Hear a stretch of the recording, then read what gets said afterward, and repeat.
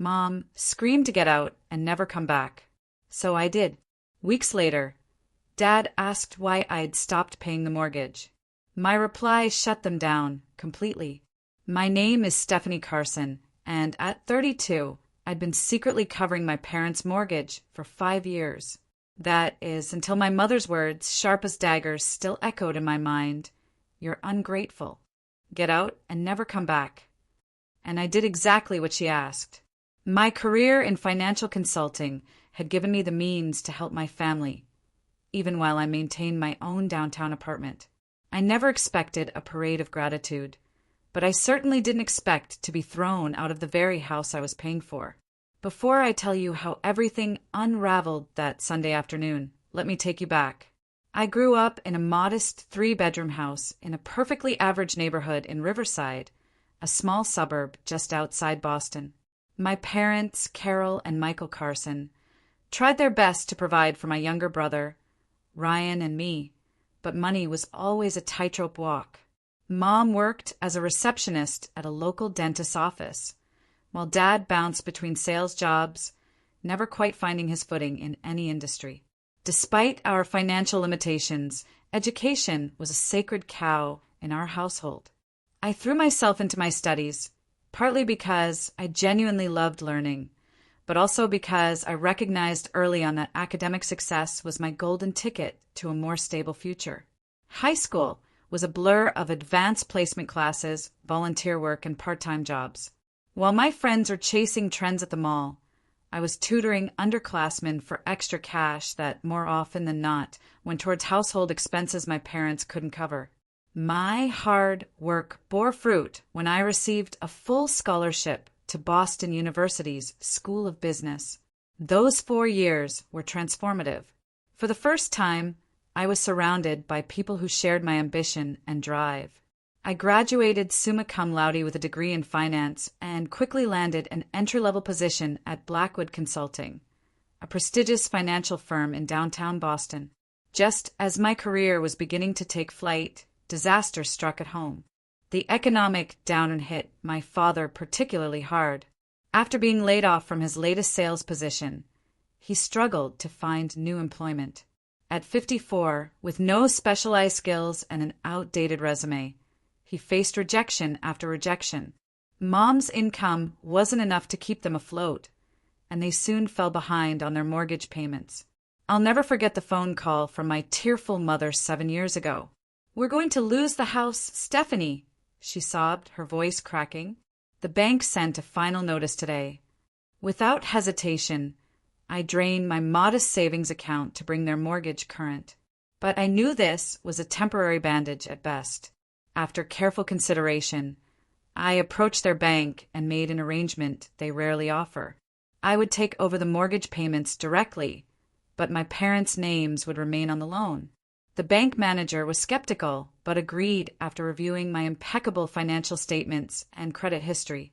My parents would continue believing they were making the payments through a supposed assistance program the bank had offered them. In reality, I was the one transferring the exact amount to the bank each month. Meanwhile, my career continued its upward trajectory. By 27, I had been promoted to senior financial consultant at Blackwood, complete with a corner office and a salary that allowed me to rent a beautiful 1-bedroom apartment in Back Bay. Still, I maintained my childhood bedroom at my parents' house, staying over on weekends and for family dinners. The dynamics in our family had always been challenging. Mom, with her perpetual victim mentality, dominated every conversation with a litany of complaints about her job, her health, and the neighbors. Dad retreated further into himself with each passing year, choosing silence over confrontation. Ryan, my brother, escaped the toxic environment as soon as he could, moving to Seattle for college and rarely returning, even for holidays. I was the only one who remained connected, dutifully visiting every Sunday for dinner, listening to Mom's grievances, and offering solutions that were inevitably rejected. "You don't understand what it's like," she would say dismissively. "Your fancy job and apartment don't make you an expert on real life." The irony, of course, was that I understood their financial reality better than they did. I knew exactly how much they owed on their credit cards, substantial. How little they had saved for retirement, almost nothing. And how the house they'd lived in for 30 years would have been foreclosed upon years ago without my intervention. For 5 years, I maintained this precarious balance. I found satisfaction in my career, built meaningful friendships, and even dated occasionally, though relationships often fizzled when men realized how much of my emotional energy was devoted to my family. I told myself it was worth it to preserve the family home, to give my parents stability in their later years. But resentment grew alongside my contributions. Each backhanded comment from Mom about my privileged lifestyle stung more than the last. Each passive nod from Dad as Mom criticized my choices felt increasingly like a betrayal. Still, family was family. I had been raised to believe that you stand by your people no matter what. So I continued paying the mortgage, continued showing up for Sunday dinners, continued pretending that everything was fine. Until that Sunday, 3 weeks ago, when everything changed. That particular Sunday began like any other.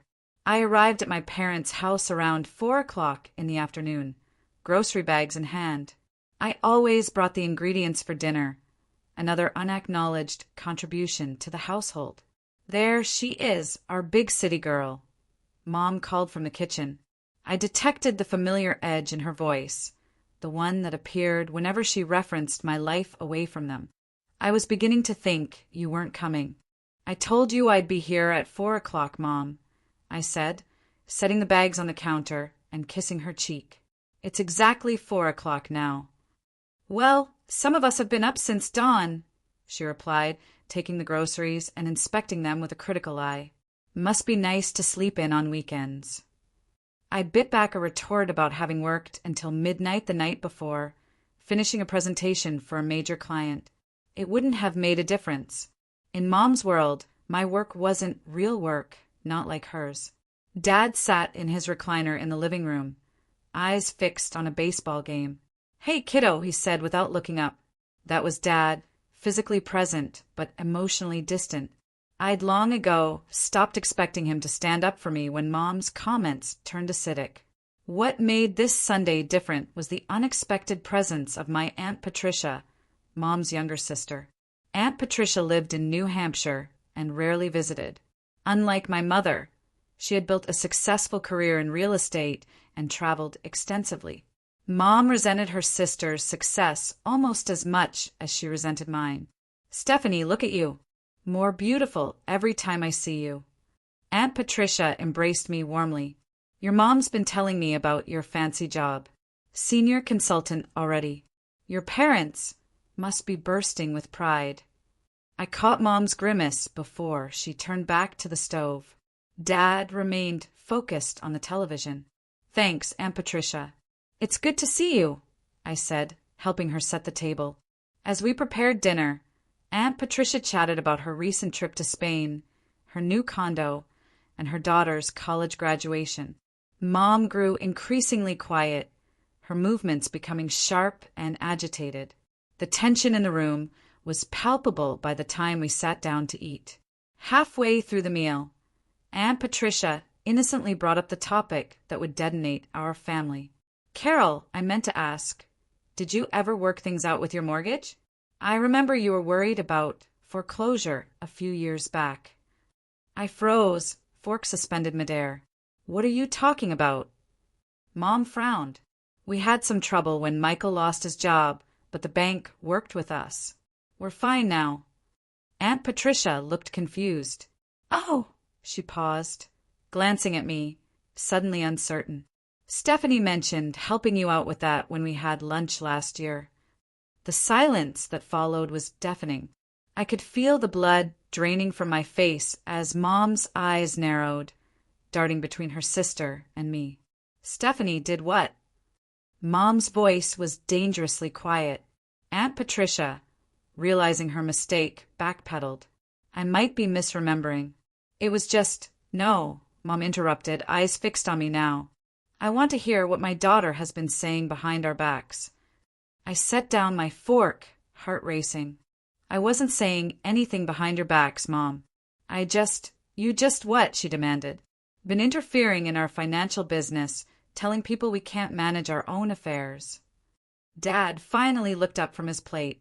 Carol, maybe we should. No, Michael. I want to hear this. She turned back to me.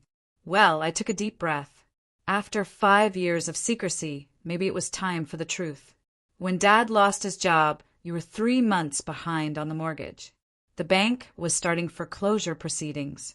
I paid the outstanding balance and arranged to make the monthly payments directly to the bank. The color drained from Mom's face, then returned with a vengeance. You did what? I've been paying your mortgage for the past 5 years, I said quietly.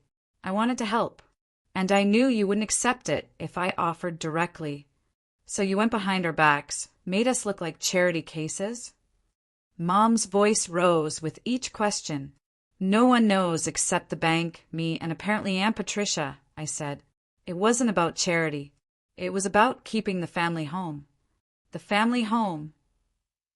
Mom repeated mockingly. You mean the home you think you own now?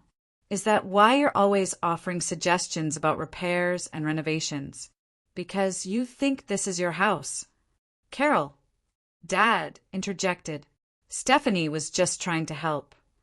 Help. Mom laughed bitterly. This isn't help. This is control. This is her thinking she's better than us, that we can't take care of ourselves. That's not true. I protested. I never thought. I know exactly what you thought. Mom cut me off. Poor Mom and Dad. So incompetent, they need their successful daughter to rescue them. Did it make you feel important, Stephanie? Did it give you something to brag about to your fancy friends? The injustice of her accusation stung. For 5 years, I'd quietly paid their mortgage, never mentioning it to anyone except, apparently, Aunt Patricia during a moment of concern.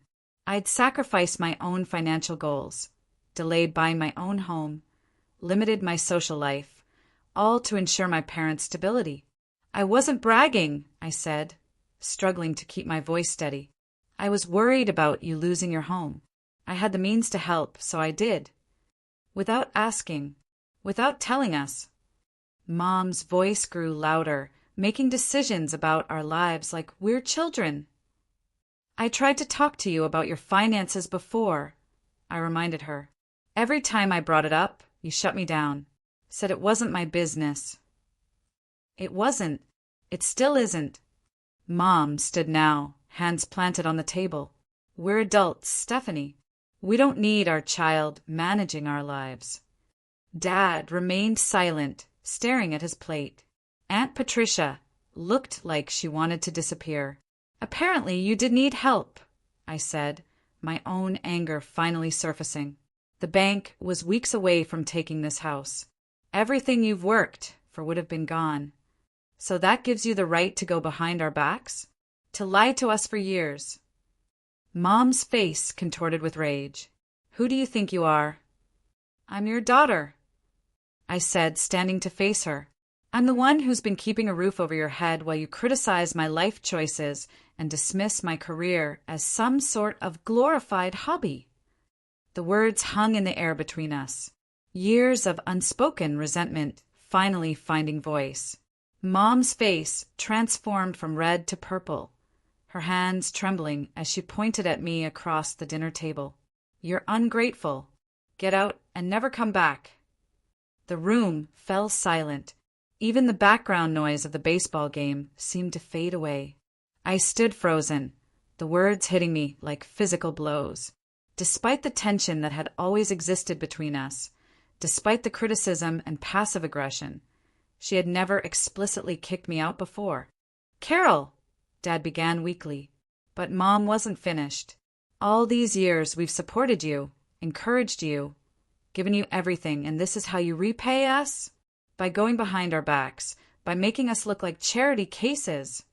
Her voice rose with each accusation. You think your business degree and downtown apartment make you better than us? You think that gives you the right to control our lives? I wasn't trying to control anything, I said, my voice barely above a whisper. I was trying to help. Help. Mom laughed. A harsh, brittle sound. No, Stephanie, this wasn't help. This was you playing savior. This was you needing to feel superior. That's not fair. I protested, tears welling in my eyes. Fair? You want to talk about fair? Mom's voice grew even louder. Is it fair that you've been lying to us for years? Is it fair that you've been discussing our private business with Patricia? She gestured wildly toward my aunt, who seemed to shrink in her chair. I didn't mean, Patricia started, but Mom cut her off with a raised hand. And you? She turned back to me. With your perfect little life and your perfect little career. Never married, barely dating, spending your weekends with your parents because you have nothing better to do. Using our financial problems to make yourself feel important.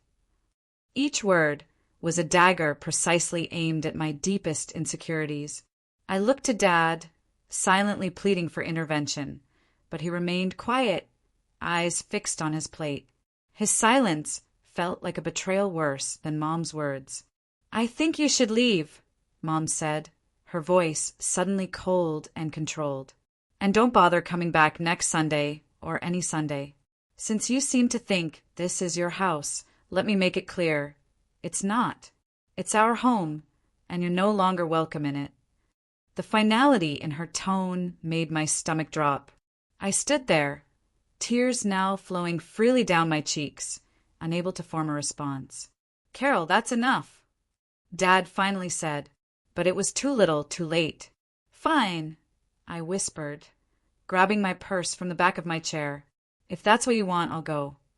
Stephanie, wait. Aunt Patricia called after me as I headed for the stairs. She doesn't mean it. She's just upset. But I knew my mother. Once she made a declaration like this, she rarely backed down. And something inside me had finally broken. 5 years of unacknowledged support, of criticism and judgment, of walking on eggshells. It all culminated in this moment of absolute rejection. I climbed the stairs to my childhood bedroom, the room I still used during weekend visits. Looking around at the remnants of my youth, debate trophies, honor roll certificates, my framed college degree, I felt a profound sense of disconnect. These achievements that had once seemed so important now felt hollow in the face of my mother's dismissal. I grabbed an overnight bag from the closet and stuffed it with the essentials, the clothes I kept here, toiletries, a few books. My hands moved mechanically while my mind reeled. Was this really happening?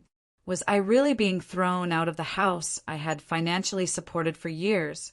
As I packed, I could hear the muffled sounds of argument continuing downstairs. Mom's strident tones, Dad's quieter responses, and Patricia's attempts at mediation. None of it mattered anymore. A line had been crossed that couldn't be uncrossed. I took one last look around the room, at the twin bed where I'd spent countless nights dreaming of a future where I could help my family, where my success would bring us all security and happiness. What a foolish dream that had been. With my bag slung over my shoulder, I descended the stairs. The argument in the dining room fell silent as I appeared. Stephanie. Dad started, rising from his chair, but I shook my head. Don't, I said, my voice surprisingly steady. Just don't. I've heard enough. You're really leaving? Just like that? Mom's tone suggested she hadn't expected me to actually go, despite her explicit demand. Isn't that what you want?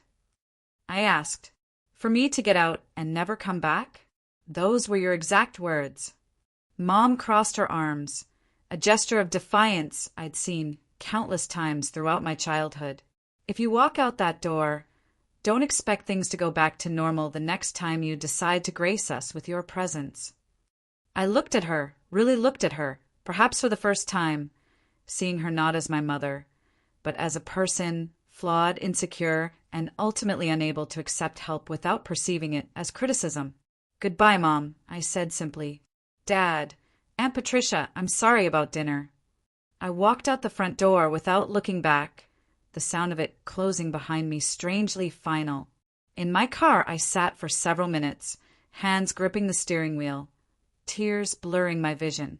The house I'd preserved for my family now stood as a monument to misplaced loyalty and unappreciated sacrifice. The drive back to my apartment passed in a haze of disbelief and pain. Traffic lights changed, other cars moved around me, but I barely registered any of it. By the time I pulled into my building's parking garage, my shock had begun to give way to a different emotion: resolve. In my apartment, I dropped my bag in the entryway and went straight to my home office. Opening my laptop, I navigated to my bank's website and found the automatic transfer I'd set up 5 years ago.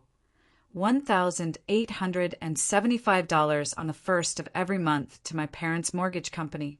My finger hovered over the Cancel Recurring Payment button. Was I really going to do this? After 5 years of ensuring my parents' housing security, could I really just stop? Get out and never come back, Mom's words echoed in my mind. I clicked the button. A confirmation window appeared. Are you sure you want to cancel this recurring payment? I clicked yes. Just like that, it was done. After 5 years and over $110,000 in payments, I had severed the financial tie that bound me to my parents' home. The relief I expected didn't come. Instead, a profound emptiness settled in my chest as I closed the laptop.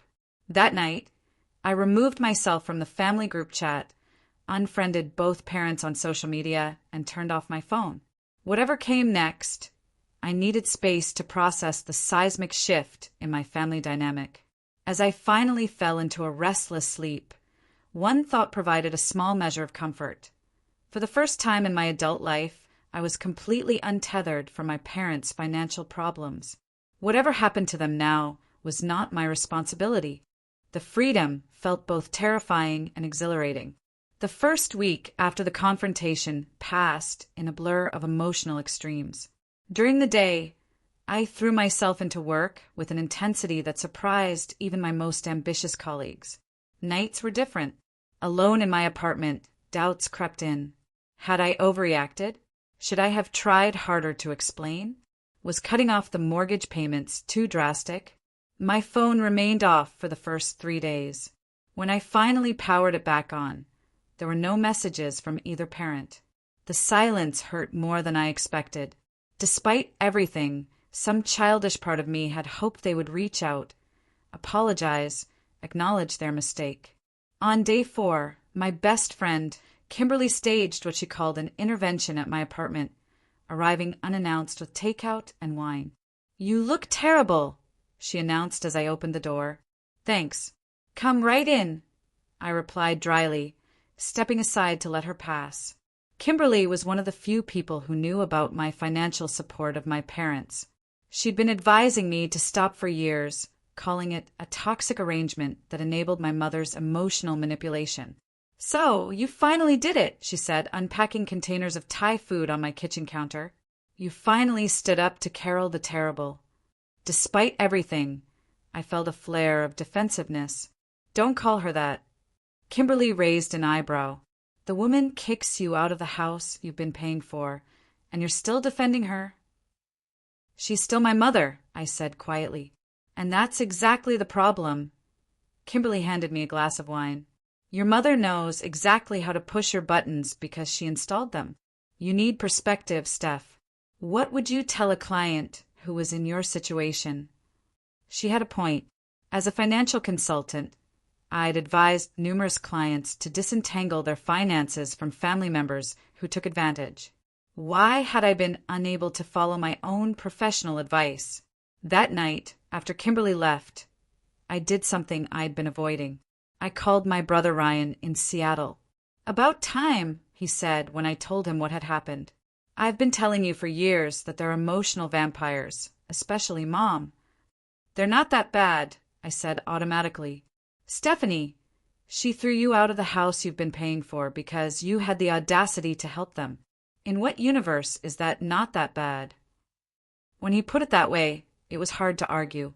We talked for over an hour, the longest conversation we'd had in years. Ryan had distanced himself from our parents long ago, limiting contact to brief calls on holidays and birthdays. He'd recognized the toxicity of our family dynamic and chosen self-preservation.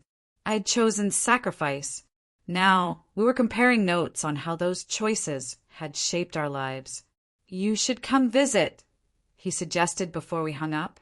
"Seattle's beautiful in the summer. Get some distance. Clear your head." "I promise to think about it," I said, feeling lighter after our conversation. Ryan understood in a way no one else could. He'd grown up in the same household with the same dynamics. His validation meant more than I expected.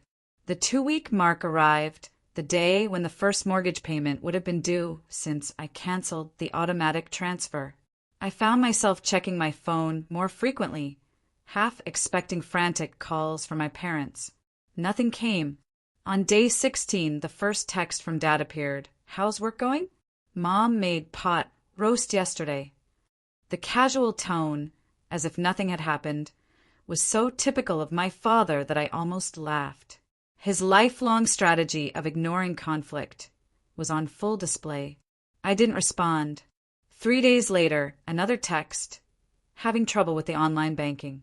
Can you help again?" I didn't respond. The vague reference to banking problems was clearly about the mortgage, but he couldn't bring himself to address it directly. By the beginning of week 3, the messages became more frequent and less subtle. "Bank called about the mortgage. Must be some mistake. Can you call when you get a chance? Important. Stephanie, please respond. It's about the house." Still, I maintained my silence. Years of unacknowledged support had culminated in being thrown out. If they wanted to discuss the mortgage now, they would need to acknowledge what had happened. Then came the first contact from Mom, 20 days after she told me to get out and never come back. "The bank says we're behind on payments. Fix this immediately." No acknowledgement of her words or actions, just a demand that I fix the problem. The audacity was breathtaking. More messages followed, increasing in urgency as the bank presumably began their collection process.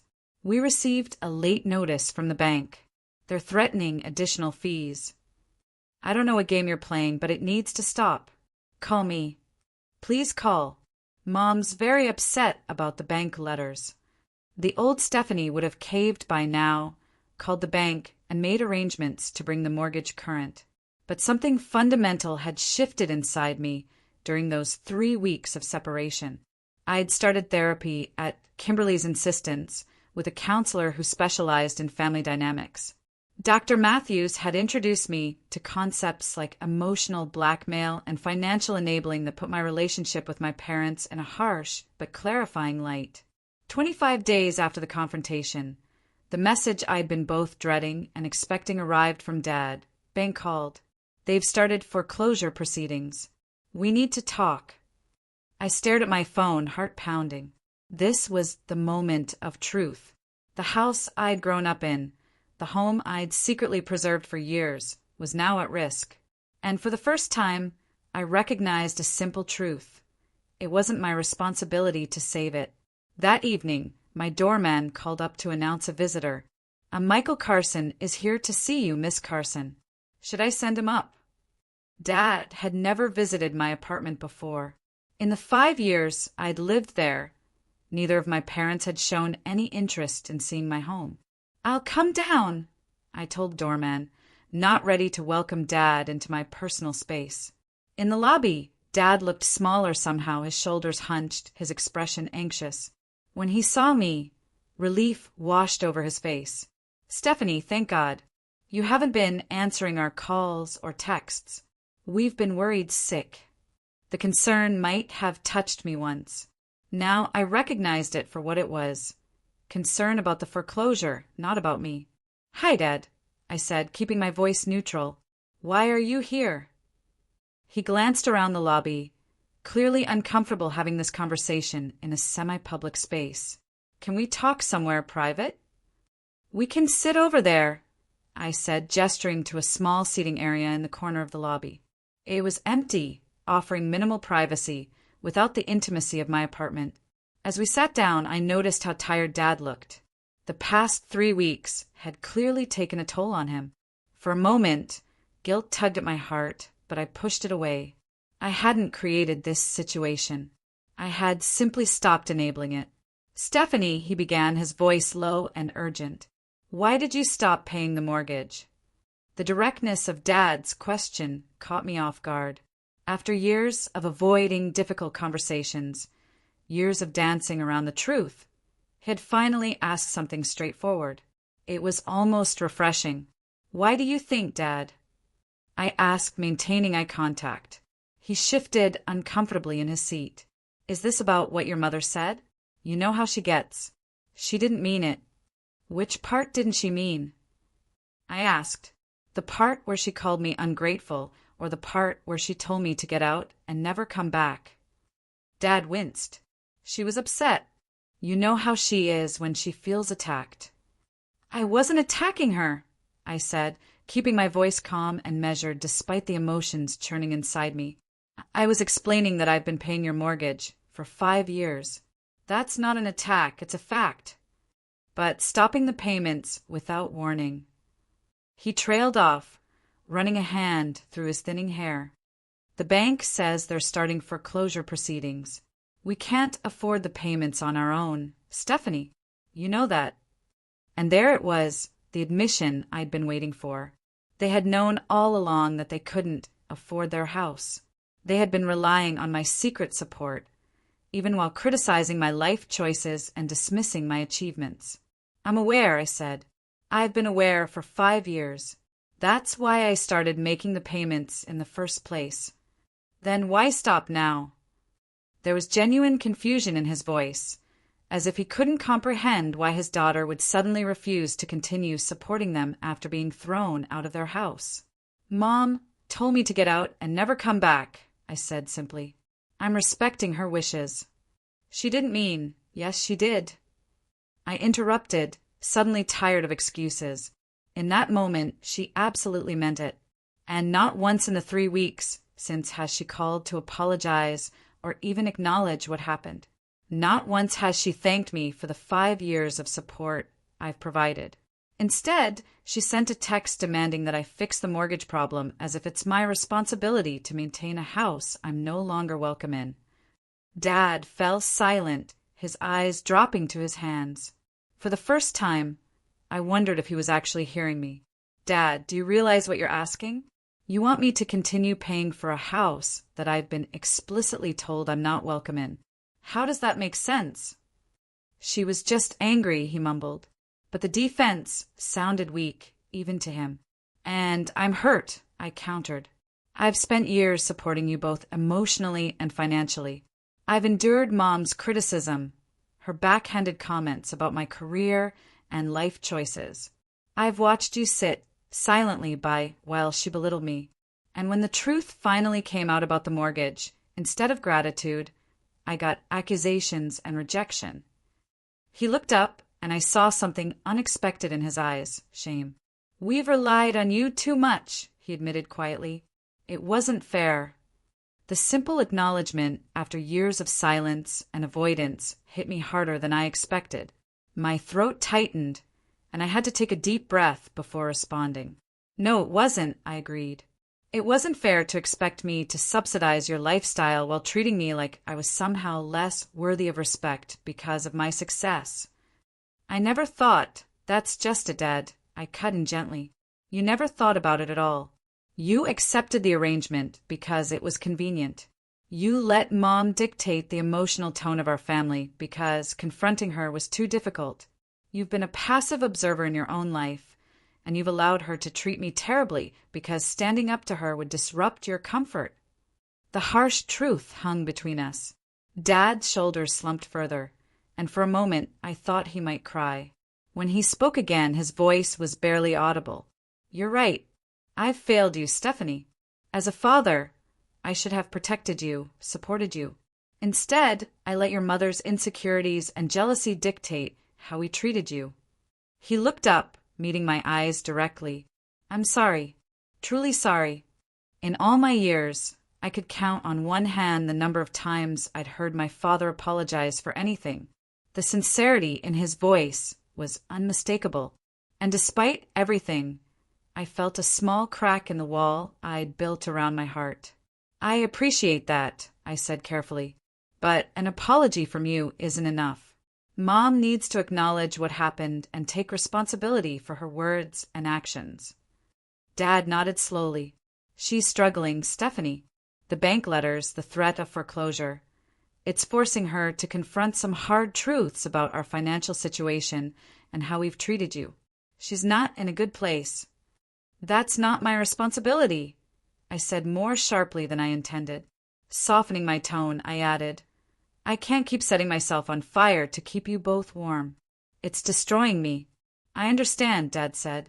And for once, I believed he actually did. What do you need from us? What would make this right?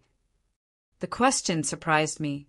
In all our years of family dysfunction, no one had ever asked what I needed. I took a moment to consider my answer carefully. I need Mom to apologize. Genuinely apologize. Not just because she wants the mortgage payments to resume. I need acknowledgement of the support I've provided and the way I've been treated. And most importantly, I need to establish clear boundaries moving forward. Our relationship can't continue as it has been. Dad nodded thoughtfully. Would you be willing to come to the house for a conversation? All three of us talking openly and honestly. The prospect of returning to the house where I'd been rejected was daunting, but I recognized the necessity of facing this situation directly. Under certain conditions, I said, it needs to be a calm, respectful discussion. At the first sign of Mom becoming defensive or attacking, I'm leaving. And I want it clear that I'm not committing to resuming the mortgage payments. That will depend entirely on how the conversation goes. That's fair, Dad agreed, a hint of relief in his voice. When would you be willing to meet? We settled on the following Sunday, exactly 4 weeks after the confrontation that had shattered our family dynamic. As Dad rose to leave, he hesitated, then stepped forward and embraced me awkwardly. It was the first time he had initiated physical affection in years. I'm proud of you, Stephanie, he whispered. I should have told you that a long time ago. After he left, I remained in the lobby seating area, processing what had just happened. The conversation had gone nothing like I expected. Instead of manipulation and guilt-tripping, Dad had actually listened. He had acknowledged his role in our dysfunctional family system. It wasn't everything, but it was a start. Back in my apartment, I called my therapist for an emergency session to prepare for the upcoming family meeting. Dr. Matthews helped me develop strategies for maintaining boundaries, recognizing manipulation tactics and expressing my needs clearly without being derailed by emotional responses. Remember, she advised as our session ended, you're not responsible for their reactions or emotions. You can only control your own behavior. Stay grounded in your truth. I spent the days leading up to Sunday's meeting, alternating between determination and anxiety. Kimberly offered to be on call during the meeting, ready to provide an escape or support if needed. Ryan called daily from Seattle, coaching me through potential scenarios and reminding me that I had the right to walk away if things turned toxic. When Sunday arrived, I drove to my parents' house with a strange sense of detachment. This building that had once been home now felt foreign, a site of pain rather than comfort. As I parked in the driveway, I took several deep breaths, centering myself in the way Dr. Matthews had taught me. You've got this, I whispered to myself as I approached the front door. Whatever happens, you're going to be okay. I rang the doorbell rather than using my key, a small act that symbolized my new status as a visitor rather than a member of the household. Dad opened the door immediately, as if he'd been waiting nearby. Stephanie, he said with evident relief, your mother's in the living room. I stepped inside, bracing myself for whatever came next. The familiar scent of the house, a mixture of Mom's floral perfume and the lemon polish Dad used on the furniture, brought a wave of nostalgia that I quickly suppressed. This wasn't about the past. It was about defining the future. Mom sat rigidly on the couch, her face a careful mask. Dad took a seat beside her, leaving me the armchair across from them. The coffee table between us felt like a demilitarized zone. Thank you for coming, Dad began, clearly having rehearsed this opening. We appreciate you being willing to talk. I nodded, but didn't speak, waiting to see how Mom would respond. For several uncomfortable seconds, silence filled the room. Finally, she cleared her throat. The bank called again yesterday. They said they're moving forward with foreclosure proceedings. Not an apology, not an acknowledgement, just another statement about the mortgage. I felt disappointment settle in my stomach. Is that all you have to say to me? I asked quietly. Mom's eyes flashed with a familiar defensiveness, but Dad placed a hand on her arm, a silent reminder of whatever conversation they'd had before my arrival. Mom faltered, then tried again. I may have overreacted that day. May have. I echoed. Dad gave her an encouraging nod. I did overreact, she amended, the words clearly difficult for her. I shouldn't have told you to leave. It was a start, however small. Why did you? I asked, maintaining eye contact. Mom shifted uncomfortably. I was embarrassed, humiliated, finding out that you'd been paying our mortgage for years, that we couldn't manage on our own. And in front of Patricia of all people, the mention of Aunt Patricia's name revealed more than Mom probably intended. This wasn't just about the mortgage. It was about appearance, about pride, about her ongoing competition with her more successful sister. So your pride was more important than acknowledging the help I've provided for 5 years. I kept my tone neutral, not accusatory. It wasn't like that, Mom protested. But Dad interjected. Yes, it was, Carol. That's exactly what it was like. Our pride, our unwillingness to admit we needed help, led us to take advantage of Stephanie's generosity while never properly acknowledging or thanking her. Mom's lips thinned into a line, but she didn't contradict him. Progress of a sort. I decided it was time to lay everything on the table. Reaching into my bag, I withdrew a folder containing printouts of every mortgage payment I'd made over the past 5 years. I placed it on the coffee table and slid it toward them. This is what I've contributed, I said simply. $112,500 over 5 years. Every payment made on time, without fanfare or acknowledgement. All while enduring criticism about my career, my lifestyle, and my choices. Mom stared at the folder, but didn't open it. Dad reached for it with trembling hands, flipping through the pages with growing dismay. I had no idea it was this much, he murmured. That's because neither of you ever asked, I pointed out. You accepted the help without question, without gratitude, and ultimately with resentment rather than appreciation. Mom's eyes remained fixed on the folder, her expression unreadable. When she finally spoke, her voice was barely audible. I don't know what to say. Thank you would be a start, I suggested, followed by a genuine apology for the things you said when you threw me out of this house. She flinched at my directness, but finally raised her eyes to meet mine. Thank you, she said, the words sounding strange coming from her. And I'm sorry for what I said. I didn't mean it. It wasn't perfect. There was still a defensive quality to her tone, but it was more than I'd ever received from her before. I nodded my acknowledgement, waiting to see if she would elaborate. I was jealous, she admitted after another long pause, surprising me with her candor. Watching you succeed, build your career, afford things we never could, it made me feel like a failure. Like everything your father and I worked for wasn't good enough. I never thought that, I said softly. I know that was my issue, not yours.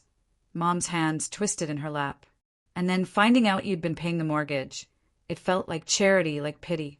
It was easier to be angry than grateful. The raw honesty of her words struck me. This was the most genuine conversation we'd ever had about our relationship. Where do we go from here? Dad asked, looking between Mom and me. I took a deep breath. This was the moment to establish the new terms of our relationship, to set the boundaries I'd needed for years. First, we need to be clear about the house, I said. I'm not resuming the mortgage payments. Mom's face fell, but she nodded stiffly. Instead, I continued, I'm willing to help you develop a plan for financial independence. That might mean downsizing to a home you can actually afford, creating a realistic budget, or exploring other options for your retirement years. But whatever happens, it needs to be sustainable without my ongoing financial support. Dad nodded thoughtfully. That's more than fair.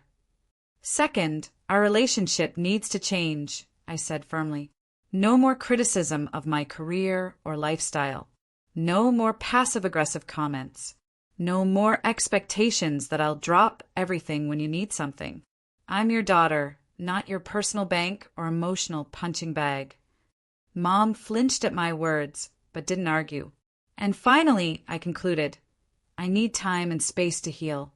This breach of trust, being thrown out of the family home, it's going to take time for me to process and move past it. I'm not cutting you off, but I am establishing boundaries. Sunday dinners will be occasional, not weekly. Phone calls will be when I have the emotional energy, not on demand. And any further financial support will be discussed openly and acknowledged appropriately. A heavy silence fell as my parents absorbed these conditions. Part of me expected resistance, particularly from Mom. Instead, she surprised me again. You've become quite the strong woman, she said, a strange note of wonder in her voice. I don't know that I would have had the courage to do what you're doing. Coming from my mother, this was as close to approval as I'd ever received. We'll respect your boundaries, Dad promised, and we'll work with you on the financial plan. It's past time we took responsibility for our own situation. As I drove away from the house an hour later, having discussed initial steps for their financial planning, I felt lighter than I had in years. The road ahead wouldn't be easy. Decades of dysfunctional patterns couldn't be erased in a single conversation. But for the first time, I saw the possibility of a healthier relationship with my parents. And more importantly, I had finally found my voice and the courage to use it. The weeks following our family meeting marked the beginning of a tentative, new chapter in our relationship. True to my word, I helped my parents explore their financial options without resuming the mortgage payments. The process was revealing and occasionally painful for all of us. What do you mean we need to sell the house? Mom asked during our first financial planning session at their kitchen table. This is our home. We've lived here for 30 years.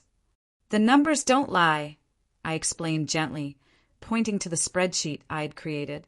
Your combined income simply isn't enough to cover the mortgage, property taxes, and maintenance costs, let alone your other expenses and saving for retirement. Dad, to his credit, had been studying the figures intently. She's right, Carol. We're underwater here. We have been for years. Mom's lips pressed into a thin line, but she didn't argue further. The bank's foreclosure notices, arriving with increasing frequency, provided a sobering reality check that even she couldn't ignore. I helped them research smaller homes and condos in more affordable neighborhoods. Initially, Mom resisted every option I presented. Too small, bad school district, despite the fact that no children lived in their home. I don't like the kitchen layout. Dad, surprisingly, became the voice of reason. Carol, we need to be realistic. We can't afford to be picky. His newfound assertiveness surprised both Mom and me. It was as if our confrontation had awakened something in him, a willingness to engage rather than retreat, to face problems head-on rather than avoiding them. 3 weeks into our house hunting, we found a 2-bedroom condo in a pleasant community about 20 minutes from their current neighborhood. The price was within their budget, especially after selling their current home, and the reduced space meant lower utility bills and maintenance costs. I could see us here, Dad said as we toured the unit. It's bright, modern, and the association takes care of the exterior maintenance. Mom wandered through the rooms, her expression unreadable. Finally, she stopped in the living room, looking out through sliding glass doors to a small patio. It's not our house, she said quietly. No, I agreed. It's not, but it could be your home, one that you can actually afford on your own. She turned to me, and I was startled to see tears in her eyes. I'm sorry, Stephanie, for everything, for taking your help for granted, for not appreciating what you were doing for us, for the things I said. The apology, unexpected and seemingly sincere, caught me off guard. Mom had never been one to admit fault or express remorse. I approached her cautiously and, after a moment's hesitation, took her hand. "Thank you for saying that," I said. "It means a lot." She nodded quickly, wiping away her tears. "This place will do," she announced, her practical tone returning. "If your father likes it, we'll make an offer." That evening, we sat together at their kitchen table, soon to be their former kitchen table, and I helped them compose an offer letter for the condo. As we worked, I noticed a new dynamic emerging between my parents. Dad was more vocal, offering opinions and making decisions rather than deferring to Mom as he had for decades. Mom, surprisingly, was listening to him, actually considering his input rather than dismissively overruling him. "You two seem different," I observed as we finished the paperwork. Dad glanced at Mom, a small smile playing at his lips. "Let's just say we've had some long, overdue conversations. After you left that day," Mom added, not meeting my eyes, "your father finally stood up to me, told me exactly what he thought about how I'd treated you all these years." "It wasn't pretty," Dad admitted, "but it was necessary." The revelation that Dad had defended me, had actually confronted Mom about her behavior, was both shocking and deeply moving. All those years of silence, of passive acceptance, perhaps he had been paying more attention than I'd realized. Their offer on the condo was accepted, and we entered the whirlwind process of preparing their house for sale. Decades of accumulated possessions had to be sorted, sold, donated, or discarded. It was physically exhausting, but emotionally clarifying for all of us. Do we really need 5 sets of dishes? I asked Mom as we tackled the kitchen cabinets. She held a chipped plate from a set I remembered from early childhood. "This was my mother's," she said softly. "But no, we don't need 5 sets." By the time we finished, they had downsized their possessions by more than half. The house, cleared of clutter and freshly painted, sold within 2 weeks for enough to pay off the remaining mortgage and provide a comfortable cushion for their new life. Moving day was bittersweet. As the last boxes were loaded onto the truck, I found Mom standing in the empty living room, looking around with a mixture of sadness and resignation. 30 years, she murmured as I approached. "We brought you and Ryan home to this house. You took your first steps right there." She pointed to a spot near the fireplace. "It's just a house, Mom," I said gently. "The memories come with us." She nodded, blinking rapidly. "You're right. And this new place, it's a fresh start for all of us." The day they moved into the condo, I helped them unpack and arrange their remaining furniture. The smaller space actually suited their reduced possessions perfectly, creating a cozy, manageable environment. By evening, we had the essentials unpacked, and I ordered takeout for the 3 of us. As we sat at their new dining table, eating Chinese food from containers, Dad raised his water glass in a toast. "To new beginnings," he said, "and to our daughter, who had the courage to force us to face reality." Mom raised her glass as well. "To Stephanie," she echoed, meeting my eyes with genuine warmth. "Thank you." It wasn't a perfect resolution. Decades of dysfunctional patterns couldn't be erased in a few weeks, but it was a start, a foundation for a healthier relationship built on honesty, respect, and appropriate boundaries. As I prepared to leave that evening, Mom hesitated, then hugged me. Not the perfunctory embrace she'd offered in the past, but a real hug, tight and lingering. "We're going to be okay," she whispered. "All of us." For the first time in years, I believed her.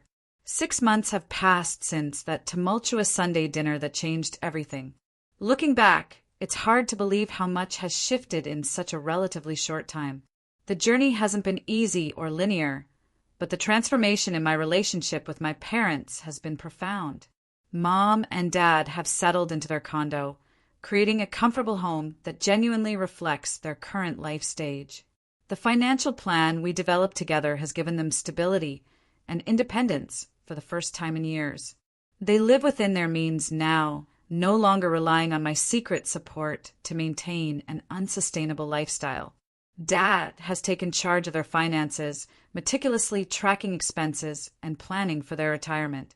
He's found purpose in this role, often calling me to proudly report how they've stayed under budget for the month or managed to add to their modest savings. The passive man who once avoided conflict at all costs has been replaced by someone who actively engages with life's challenges. Mom's transformation has been more nuanced, but equally significant. She still struggles with expressing gratitude or admitting fault, but she's making visible efforts to change patterns established over a lifetime. The criticism and backhanded comments that once characterized our interactions have largely disappeared. In their place is a tentative appreciation for who I am, not who she wishes I would be. Last month, she surprised me by asking thoughtful questions about my latest project at work, actually listening to my responses without dismissive comments about my fancy job. It was a small moment, but it represented enormous progress. Our relationship has found a new rhythm. We speak on the phone once a week, rather than my previous daily calls fielding complaints and crises. Sunday dinners happen monthly instead of weekly, and I leave these gatherings feeling energized rather than drained. Most importantly, I no longer measure my worth as a daughter by the sacrifices I make or the financial support I provide. My relationship with Ryan has deepened as well. I took his advice and visited Seattle for a week in the summer. Away from the familiar pressures of Boston, we reconnected as adults, sharing our parallel journeys of establishing boundaries with our parents. He's even made plans to visit our parents' new condo next month, his first trip home in nearly 3 years. "They seem different from your descriptions," he admitted during our last phone call. "Less toxic, maybe even normal." I laughed at that. I wouldn't go that far, but they're trying, and that counts for something. Professionally, I've continued to thrive. Without the constant drain of family drama and financial obligation, I've had more emotional and mental energy to invest in my career. Last month, I was promoted to executive consultant with a significant salary increase and additional leadership responsibilities. When I shared the news with my parents, both offered genuine congratulations without qualifications or jealousy. My personal life has blossomed too. For years, romantic relationships took a backseat to family obligations and career demands. The emotional energy required to manage my parents left little capacity for building meaningful connections. Now, I'm 3 months into a promising relationship with James, a lawyer I met through a friend's dinner party. He's kind, thoughtful, and most importantly, respectful of my boundaries. "Your family sounds complicated," he commented after I shared an abbreviated version of recent events. But whose isn't? That simple acknowledgement that family complexity is universal rather than something to be ashamed of was refreshingly validating. The greatest change, though, has been internal. The guilt that once permeated my existence has largely dissipated. I no longer feel responsible for my parents' financial security or emotional well-being. I've recognized the difference between supporting and enabling, between generosity and martyrdom. Dr. Matthews, my therapist, has helped me understand that my worth isn't tied to what I provide for others. "You are valuable simply because you exist," she reminded me in our most recent session. "Not because you pay bills or solve problems or sacrifice your needs for others."